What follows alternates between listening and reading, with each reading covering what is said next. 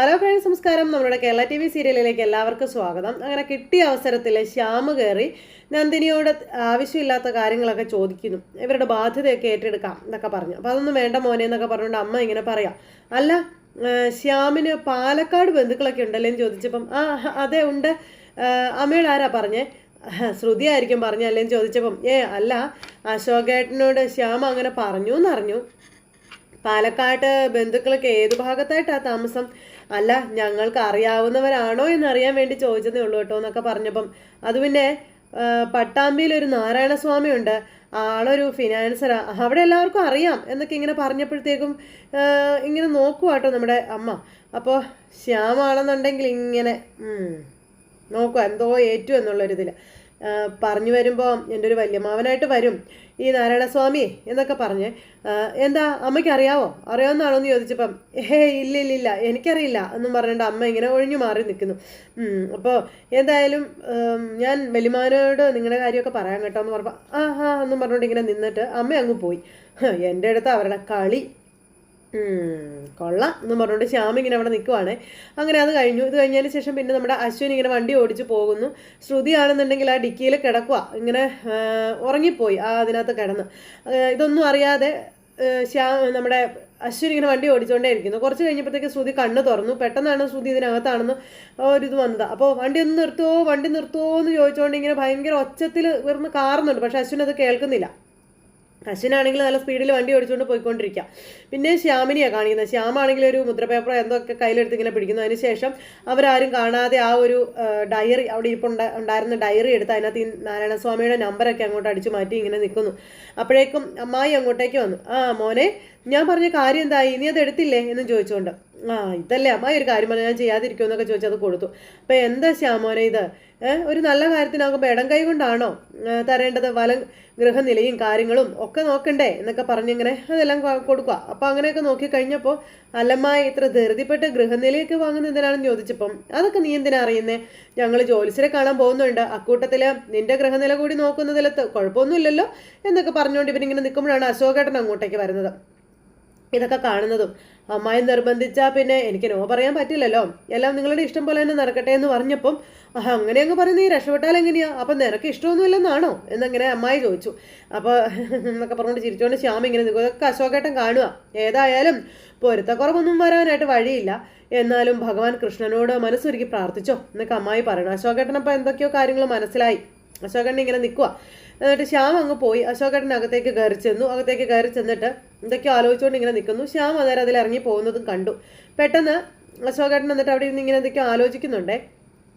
ഈ സമയത്ത് പിന്നെ കാണിക്കുന്നത് നമ്മുടെ ശ്രുതിയാണ്. ശ്രുതിക്കാണെങ്കിൽ ഇതിൽ കിടന്ന് ശ്വാസം മുട്ടാൻ തുടങ്ങി. സാർ എന്ന് പറഞ്ഞ് വലിയവായിൽ ഒച്ച വയ്ക്കുന്നുണ്ട്. പിന്നെ കുറച്ച് കഴിഞ്ഞപ്പോഴത്തേനും തളർന്നു പോയി തുടങ്ങി.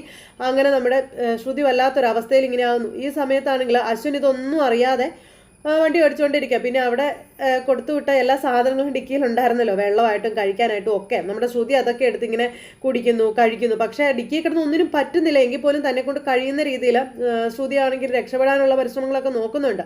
എന്നിട്ട് പിന്നെ കിടന്ന് ഭയങ്കരമായിട്ട് ഇങ്ങനെ ശ്വാസം മുട്ടൊക്കെ ഇങ്ങനെ അനുഭവിക്കുക. അതിന് ശേഷം അവിടെ കഴിക്കാനുള്ളതൊക്കെ എടുത്ത് കഴിക്കുന്നു.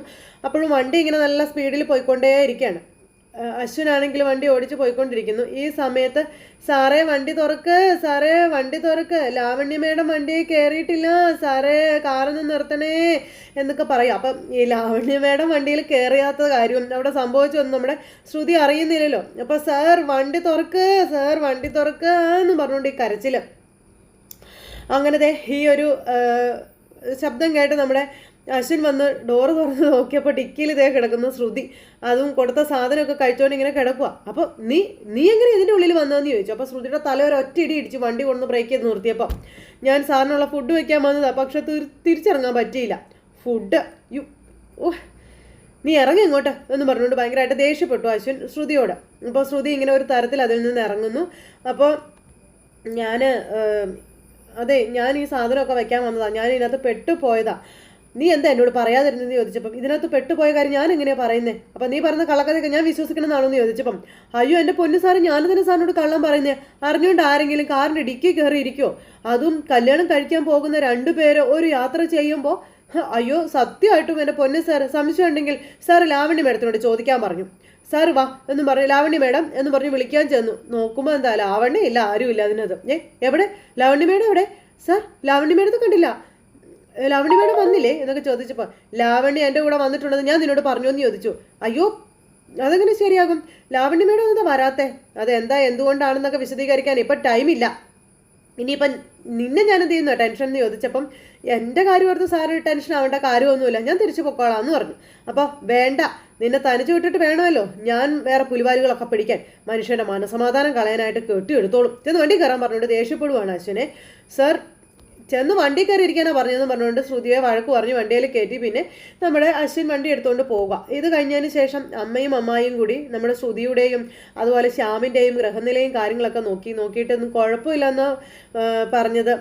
പിന്നെ അങ്ങനെ ആ ഒരു ഇതൊക്കെ ഇവർ തമ്മിലിരുന്ന് പറയണം വിവാഹം നടത്തുന്നതിനെ പറ്റിയൊക്കെ. അപ്പോൾ അങ്ങനെ കാര്യങ്ങളെല്ലാം നോക്കിക്കൊണ്ടിരിക്കുന്നു. ഈ സമയത്ത് അങ്ങോട്ടേക്ക് അശോകേട്ടൻ വന്നു.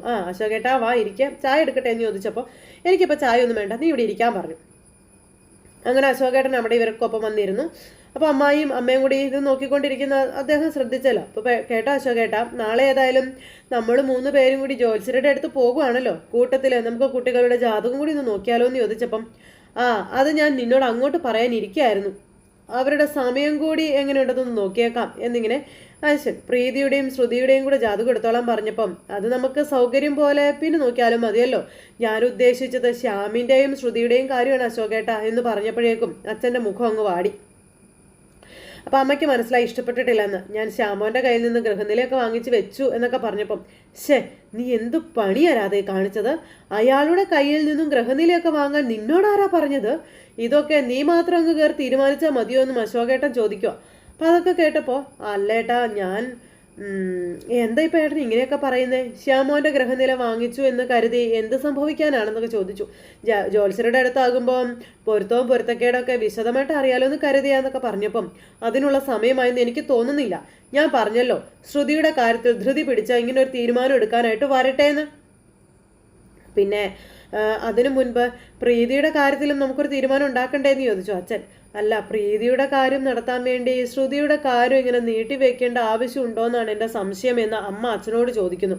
അങ്ങനെ അതുമാത്രമല്ല, പ്രീതിമോളിപ്പോൾ ഒരു കല്യാണത്തിനൊന്നുമുള്ള മാനസികാവസ്ഥയിലല്ല എന്നിങ്ങനെ പറയുമ്പോൾ, അവളുടെ കാര്യത്തിനൊരു തീരുമാനമാകാതെ ശ്രുതിയുടെ കല്യാണം നടന്നാൽ പിന്നെ അവളൊരു കല്യാണത്തിന് സമ്മതിക്കുമെന്ന് നിങ്ങൾക്ക് തോന്നുന്നുണ്ടോ എന്നിങ്ങനെ നമ്മുടെ അച്ഛൻ ചോദിക്കുക. അപ്പോഴാണ് ഇവരതിനെപ്പറ്റി ചിന്തിച്ചത്. അതുമാത്രമല്ല, അങ്ങനെ എടിപിടിയുന്ന ശ്രുതിയുടെ കല്യാണം നടത്തുന്നതിനോട് എനിക്ക് യാതൊരു അഭിപ്രായവും ഇല്ല എന്നും പറഞ്ഞു. അപ്പോൾ ഇതൊക്കെ കേട്ടിങ്ങനെ ഇവരിങ്ങനെ വിഷമിച്ചിരിക്കും കേട്ടോ. എനിക്ക് ചിലതൊക്കെ ആലോചിക്കാനുണ്ട് എന്നും അച്ഛൻ പറയുവാണ്. അതിനു മുൻപ് നിങ്ങളോട് ജാതകം ചോദിച്ചു മേടിക്കാനൊക്കെ ആരാ പറഞ്ഞതെന്ന് ചോദിച്ചു. അപ്പോൾ എന്തായാലും നമുക്ക് ചുമ്മാ ഒന്ന് കൊണ്ടുപോയി ഗ്രഹനില വെച്ചൊന്ന് നോക്കാം, അങ്ങനെ നോക്കുന്നതിൽ തെറ്റൊന്നും ഇല്ലല്ലോ എന്നൊക്കെ പറഞ്ഞു. നോക്കി വെക്കുന്നതിൽ തെറ്റൊന്നും ഇല്ലല്ലോ അശോകേട്ടാ എന്നൊക്കെ രാധയും പറഞ്ഞു.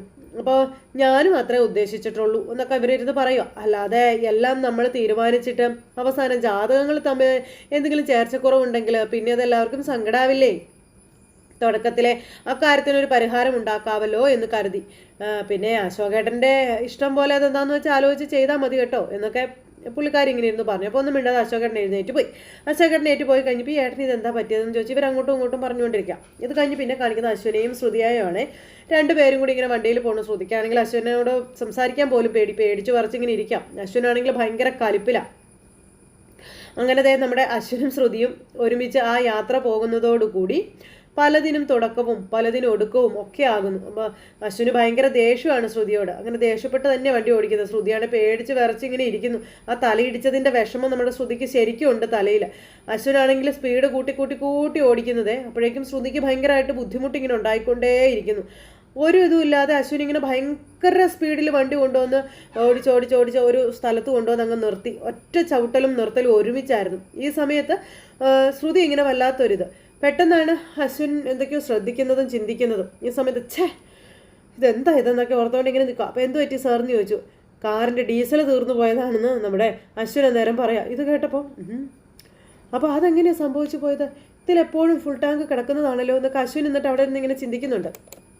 ശ്രുതിക്കാണെങ്കിൽ ടെൻഷനായി തുടങ്ങി. ശ്രുതിയാണെന്നുണ്ടെങ്കിൽ അതിലെ ഡീസൽ ഊറ്റിയെടുത്തത്. അപ്പോൾ ശ്രുതി അങ്ങനെ ഡീസൽ കുറച്ച് ഊറ്റിയെടുത്ത് അങ്ങനെയാണ് ഇതിൽ ഒരു തീർന്നത്. അപ്പോൾ അടിച്ചു മാറ്റിയതൊക്കെ ഇവിടെ പറയാൻ പറ്റത്തില്ലല്ലോ. ശ്രുതി അങ്ങനെ പെട്ട് നിൽക്കുക. അങ്ങനെ ശ്രുതി ഒന്നും മിണ്ടാതിരിക്കുന്ന സമയത്ത് അശ്വിനാണെങ്കിൽ അതിലേക്ക് നോക്കുന്നുണ്ട്. ഇവിടെ ഒരു ഇതും കാണാനുമില്ല. അപ്പോൾ അങ്ങനെ ആ ഒരു കാര്യമെല്ലാം അവിടെ സംഭവിക്കുന്നു. ഇതേ സമയത്ത് നമ്മുടെ പ്രീതി അമ്മയ്ക്കരികിലേക്ക് വന്നു. അപ്പോൾ ശ്രുതിയുടെ കാര്യങ്ങൾ പ്രീതിയോട് ചോദിക്കാം, അവൾ നിന്നെ വിളിക്കുകയോ മറ്റോ ചെയ്തോന്ന്. അപ്പോൾ ഇല്ലമ്മേ, അവൾ ഫോൺ എടുക്കാതെയല്ലേ പോയത്, പിന്നെ എങ്ങനെ വിളിക്കും, എന്നാൽ അവിടുത്തെ ഫോണിൽ നിന്ന് വിളിച്ചാൽ വരാൻ ലേറ്റ് ആകുമെന്നോ, ഇറങ്ങാറായി എന്നുള്ള വിവരം പറയാനുള്ള ഒരു ബോധം പോലും അവൾക്ക് ഇല്ലാണ്ടായി പോയല്ലോ എന്നൊക്കെ പറഞ്ഞ് ശ്രുതിയെ ഇങ്ങനെ കുറ്റം പറഞ്ഞുകൊണ്ടിരിക്കുക. എന്നിട്ട് ഞാനൊന്ന് അങ്ങോട്ടേക്ക് വിളിച്ച് നോക്കട്ടെ എന്ന് പറഞ്ഞുകൊണ്ട് പ്രീതി ഫോൺ എടുത്ത് വിളിച്ച് നോക്കാനായിട്ട് അങ്ങ് പോയി. അപ്പോൾ ആകാശാണ് ഫോൺ എടുത്തത്. ഹലോ പ്രീതിയാണോ എന്ന് ചോദിച്ചപ്പം അതെ ഞാനാണ്. ആകാശ് സാറല്ലേ എന്ന് ചോദിച്ചു. അതെ, എന്താ പ്രീതി, എന്തിനാ വിളിച്ചേ, എന്താ കാര്യം എന്നൊക്കെ ചോദിച്ചു. എന്നോട് എന്തെങ്കിലും പറയാനാണോ എന്നിങ്ങനെ ചോദിച്ചപ്പം അയ്യോ അങ്ങനെയൊന്നുമില്ല സാർ, ഞാൻ ശ്രുതി ഇതുവരെ എത്തിയില്ല, അവിടുന്ന് ഇറങ്ങിയോ അതോ ലേറ്റ് ആകുമോ എന്നറിയാൻ വേണ്ടി വിളിച്ചാണെന്ന് പറഞ്ഞപ്പം ഓ അതാണോ കാര്യം. ശ്രുതി ഒരു മിനിറ്റ്. അപ്പോഴേക്ക് ലാവണ്യ അതിലെ അങ്ങോട്ട് വരുക. അപ്പോൾ ലാവണ്യോട് ചോദിച്ചു, ലാവണ്യ ശ്രുതിയെ കണ്ടോന്ന്. ശ്രുതി ഇവിടെ ഇല്ലേ എന്നിങ്ങനെ ചോദിച്ചപ്പം ഞാൻ നോക്കട്ടെ എന്നും പറഞ്ഞുകൊണ്ട് ഇങ്ങനെ ലാവണ്യ അങ്ങോട്ടേക്ക് പോയി. ആ സമയത്ത് അവൾ ഫോൺ ഇവിടെ വെച്ചിട്ടാണ് പോയത്, കിട്ടിയില്ല വിളിച്ചിട്ട് എന്നും പറഞ്ഞുകൊണ്ടിരിക്കുന്നത്. അപ്പോഴത്തേക്ക് മനോരമ അങ്ങോട്ടേക്ക് വന്നു. മനോരമയോ ലാവണ്യ ബേബി, അതെ ആരോടാ ലാവണ്യ ബേബി ആകാശ് മോഹൻ ഫോണിൽ സംസാരിച്ചുകൊണ്ടിരിക്കുന്നേ എന്നൊക്കെ ഇങ്ങനെ ചോദിച്ചപ്പം അതാ കാർട്ടൂൺ ബേബിയുടെ ചേച്ചിയാ, അവൾ ഇതുവരെ വീട്ടിൽ ചെന്നിട്ടില്ല എന്ന്. എൻ്റെ മൈ ഗോഡ്, അയ്യോ അവൾ ഓരോരോ കാരണങ്ങൾ ഉണ്ടാക്കി ഇങ്ങോട്ട് വിളിച്ചോണ്ടിരിക്കുകയാണല്ലോ അവളിപ്പോൾ. ഷോ ചേച്ചി അതെ അനിയത്തി അതെ, ഏതെങ്കിലും ഒരു മരം കണ്ട പറ്റി പിടിച്ച് നിൽക്കുന്ന ഇത്തിൽ കൂട്ടങ്ങളാ എന്നൊക്കെ പറഞ്ഞു. വെരി അഗ്രികൾച്ചറൽ ഫെലോസ് എന്നൊക്കെ പറഞ്ഞിട്ടുണ്ട് മനോരമ. അപ്പോൾ എന്താന്നാ ആൻറ്റി ഇതേ നോക്കൂ Lavanya baby, this is not real full എന്നൊക്കെ പറഞ്ഞുകൊണ്ട് ഇങ്ങനെ പറയാം. അല്ലെങ്കിലുണ്ടല്ലോ ഇത്രയും സൊറ പറയേണ്ട കാര്യം എന്താ, ബ്ലഡി ഫെലോസ് എന്നൊക്കെ മനോരമ. ഇതൊക്കെ കേട്ട് നമ്മുടെ ലാവണ്യ ചിരിച്ചോണ്ട് ഇങ്ങനെ നിൽക്കുക. ഇനി ഇവരുടെ ഉദ്ദേശം അറിയാൻ വല്ല പ്രൈവറ്റ് ഡിറ്റർജൻസിനെ ഏർപ്പാടാക്കേണ്ടി വരുമോ എന്നൊക്കെ ഇങ്ങനെ പറയുമ്പം ആൻറ്റി ഡിറ്റർജൻസ് അല്ല ഡിറ്റക്റ്റീവ്സ്, എന്താ ഉന്തെങ്കിലും ആവട്ടെ. ഇതൊക്കെ ഓർക്കുമ്പോൾ എൻ്റെ ചങ്ക് കിടന്ന് ഇടിക്കാം. ഈശ്വര ഇത് ഇങ്ങനെ വിട്ടാൽ പറ്റത്തില്ലെന്നേ എന്നൊക്കെ പറഞ്ഞുകൊണ്ട് പുള്ളിക്കാരി ഇങ്ങനെ ലാവണ്യോട് പറയുന്നു. ഈ സമയത്ത് ആകാശ് വളരെ ഹാപ്പി ആയിട്ട് ഇങ്ങനെ സംസാരിച്ചുകൊണ്ട് നിൽക്കുന്നു. അപ്പോൾ അത് കണ്ട് മനോരമയ്ക്ക് ഇങ്ങനെ വട്ട് കയറി നിൽക്കുന്നിടത്ത് ഇന്നത്തെ കഥയെ അവസാനിച്ചു. അപ്പോൾ എല്ലാവരും കാത്തിരുന്ന് കാണില്ലേ. എല്ലാവർക്കും നന്ദി.